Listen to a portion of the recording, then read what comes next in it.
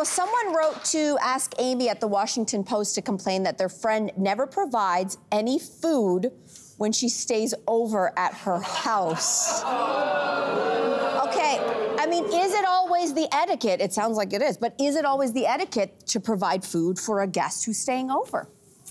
So I guess the general rule is yes, as a host, you should always have something for your guest. But in this situation, it sounds like this is almost a best friendship. Like these people are very close. This person is over all the time. So in that case, can it be seen as not necessarily a host and guest situation, but just like roommates, friends hanging out?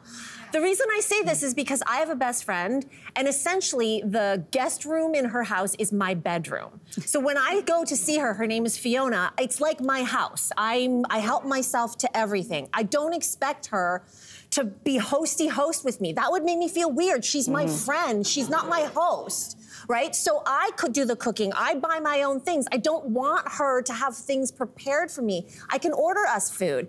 And like, it makes me feel good in a way when I hear from her husband 3 weeks after I leave and he is yelling at me with cusses, I'm finding your hair all over the place. Why don't you pick up your hair? Because I shed everywhere. That makes me feel good. It means that we're so close. So I feel like there are certain friendships where you need to get rid of all those weird rules and boundaries. Now, does this apply to every hosting situation? Of course not. But if it's a real friend-friend situation, I don't want to be hosty-host with you. I'm gonna tell all of my friends now, I'm gonna go shed on my best friend's like house now. I've shedded. I'm gonna go shed. Yes, I've shedded so much at their place. My mother's probably watching right now, trying to pick her jaw up off the floor, listening to you. Because for her, the love language is anyone who comes into my home, I feed. That's the extension of my love. That is how I show I care. That's the way I think of it too. Like, I want to. It's that, and it's interesting because I think your situation is so lovely with Fiona. It doesn't sound like it's exactly the same situation because clearly one of the friends, there's a miscommunication. And so I think that the friend who is always welcoming the friend over is trying to give her friend a hint. Stop coming over.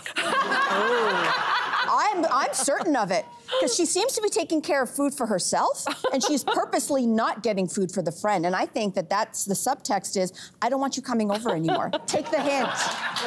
Take the hint. Ouch. Capri, as always, it is great to have you here with us. Thanks for stopping by. Thank you. Thanks for having me. Thank you, thank you. Thanks for watching. We've got lots more discussion and debates on everything from food and fashion to pop culture and current events. Don't forget to click like and subscribe.